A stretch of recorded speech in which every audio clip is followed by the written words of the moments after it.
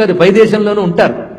అలాగా అమెరికాలో కొలరాడో యూనివర్సిటీలో ప్రొఫెసర్ జాన్ ఎం మెల్విల్ అనేటువంటి కాస్మాలజీ ప్రొఫెసర్ అండి. ఈయన ఆస్ట్రోఫిజిసిస్ట్.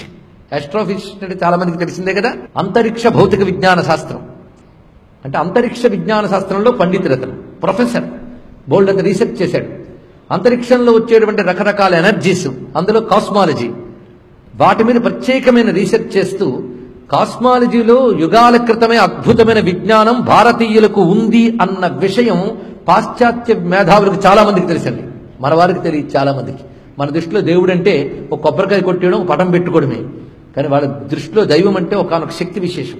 అతను రీసెర్చ్ చేసి కాశీక్షేత్రానికి సంబంధించి ఆ పురాణంలో వర్ణించిన ప్రకారంగా మొత్తం ఒక జామెట్రికల్గా మ్యాప్ వేసుకున్నాడండి మహానుభావుడు.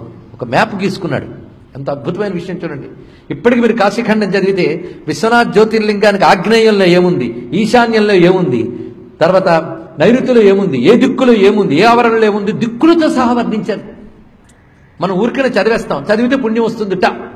అప్పుడు ఆ ఫలశ్రుతి వచ్చినప్పుడు మెలకు వస్తుంది మనకి, మిగిలినవే గుర్తుండవు. కానీ మహానుభావుడు మాత్రం అవి చదివి దాని ప్రకారంగా మ్యాప్ గీసుకుని వారణాసి వచ్చాడండి ఆయన. అది జరిగి ఎప్పుడో కాదు, 90s జరిగింది ఈ విషయం. 1994లో జరిగిన విషయం నేను చెప్తున్నాను. ఆయన ఇక్కడికి వచ్చి ముందుగా బెనారస్ యూనివర్సిటీలో ప్రొఫెసర్ పిబి సింగ్ అనేటువంటి ఒక పెద్ద ఆయన కలిశాడు. కలిసి నాకు ఈ దేశం కొత్త, నేను ఒక పరిశోధన చేశాను, దాని ప్రకారం కొంత రీసెర్చ్ చేయాలని అనుకుంటున్నాను, మీ సహకారం కావాలి అన్నాడు ఆయన. పిబి సింగ్ ఆశ్చర్యపోయాడు. ఏమిటి మీరు చేసిన పరిశోధన అంటే ఆయన రాసుకున్న నోట్స్, ఆయన ఇచ్చిన మ్యాప్ మొత్తం పరిశీలించి నేను మీకు సహకరిస్తానన్నాడు. ఇద్దరూ కలిసి కాశీలో ఎంత తిరిగారో, ఆయన మ్యాప్ ప్రకారంగా తిరిగారు. ఎక్కడ ఏ గుర్తు పెట్టాడో అక్కడ ఆలయం, ఆ చోటు ఇప్పటికీ ఉందండి. అది ఆశ్చర్యం. అంతా పరిశోధించి తాను కొన్ని ఎక్విప్మెంట్ పట్టుకొచ్చాడు. ఆ ఎక్విప్మెంట్లో ఆ కాస్మిక్ రేస్ను కొలవగలిగేటటువంటి కొన్ని రాడార్స్, అదేవిధంగా జీపీఎస్, గ్లోబల్ పొజిషనింగ్ సిస్టమ్స్, ఇవన్నీ తీసుకొచ్చాడు ఆయన. ఆ పరికరాలతో ఆయన కాశీని, చిత్రకూట పర్వతం దగ్గరికి వెళ్ళి అక్కడ ఎన్ని పరిశోధనలు చేశాడు ఆయన. మొత్తం 12 ఆదిత్య క్షేత్రాలని పరిశోధించి ఆయన తన పుస్తకంలో రాసిన కన్క్లూడింగ్ లైన్స్ నేను యథాతథంగా మీకు చెప్తున్నాను. ఇప్పటిక ప్రమాణంతో మాట్లాడాలి గనక, అయ్యా ఆదిత్యోదయం వదిలి ఇవన్నీ చెప్పారు అనేటువంటి మాట ఎవరు అనరని నేను అనుకుంటా. ఎందుకంటే ఆదిత్యోదయం సూర్యోపాసన అని అన్నాక ఆ సూర్యోపాసన అనే దాని గురించి చెప్తూ ఈ దేశం ఎంత గొప్పది, ఋషుల విజ్ఞానం ఎంత గొప్పదో తెలుసుకోవడానికి మాట చెప్తున్నా. ఇక్కడ అతను అంటున్న మాట సరిగ్గా ఆయన మాటల్లోనే. ఆ గ్రంథం చదివే భాగ్యం నాకు లభించింది. మొత్తం గ్రంథమంతా వ్యాఖ్యానించాలంటే ఒక రోజు సరిపోద్ది దానికి. అని చెప్పిన మాట, each of the 12 sun temples was located in such a way that it indicated the movement, speed and the intensity of light during the apparent movement of the sun across the 12 signs of the zodiac. ఇది ఆయన ఇచ్చినటువంటి మాట.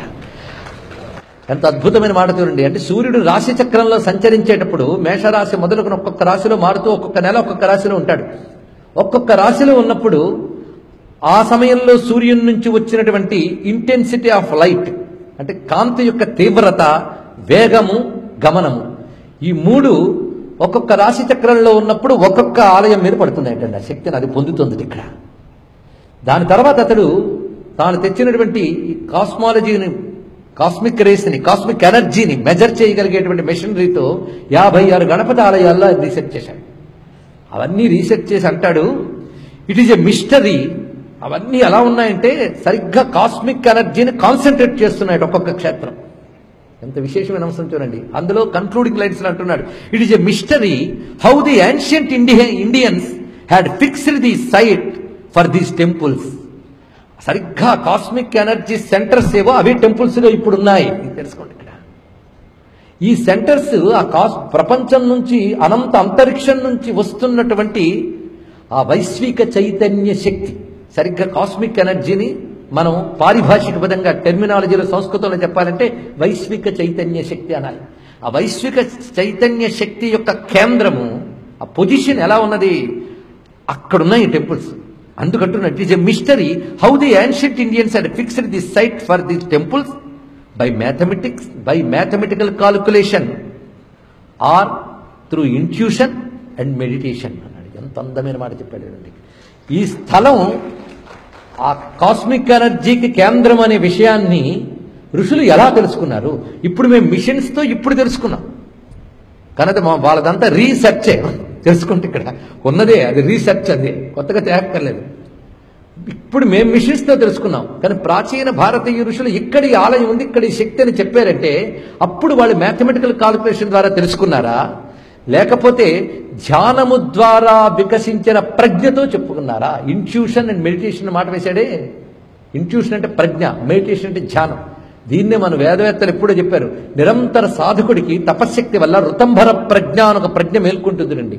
ఆ ప్రజ్ఞకు అతీంద్రియ జ్ఞానం దర్శనమిస్తుందిట. అలాంటి అతీంద్రియ జ్ఞానం కలిగినటువంటి భారతీయ పూర్వీకులు ఇలాంటి ఆలయాల్ని నిర్దేశించారు అని ఒక పాశ్చాత్యుడు చెప్పిన మాటని సగర్వంగా ఈ సభలో విన్నవించుకుంటున్నారు. ఇది భారతదేశ